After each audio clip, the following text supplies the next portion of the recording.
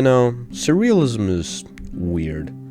The art is strange, being that the longer you look at it, the weirder it gets, and then the whole fact that it's a revolutionary movement and based on certain communistic ideals.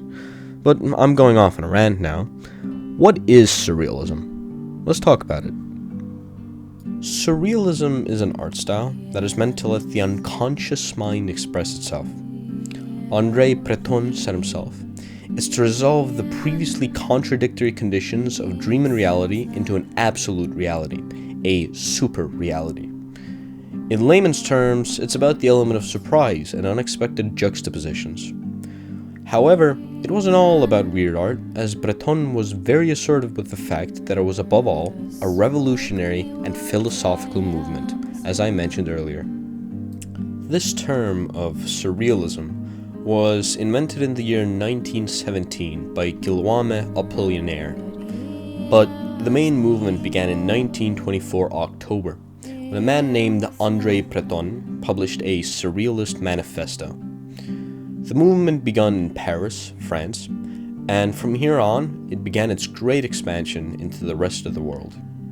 It impacted music, movies, literature, and even philosophical studies. The movement got more traction from cafes, where surrealism groups gathered to discuss theories on its depictions in art. There, they invented automatic drawing, where they wouldn't think about the art they were making and simply let their hand draw lines on paper. Breton, the leader of the movement, was hesitant at first to support this idea, but came around to the idea eventually.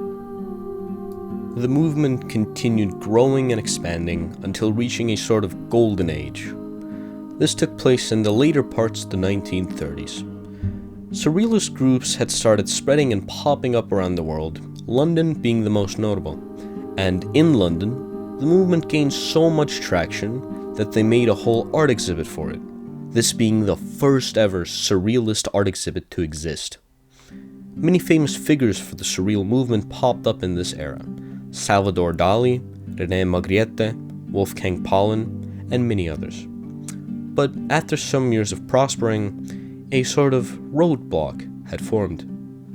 The Second World War was hell for everybody, including many European artists. It was hard to paint anything that imposed fascist ideals at the time. Most didn't even have a choice to escape, but the few that did managed to run away to America. Here, surrealism gave birth to a new art style, born in New York: abstract expressionism. Now, the Second World War as a whole managed to overshadow most artistic productions, and for some while, stopped the surrealism movement, bringing it to a halt. This was until the inventor of the movement had made his way to America and published, maybe at short living, magazines about surrealism. This kicked things back up again, and the movement began growing once more. But sadly, after a bit more of growing, nothing much more of note happened. In the 1960s, the leader of the movement, André Breton, had died, and the movement had plateaued.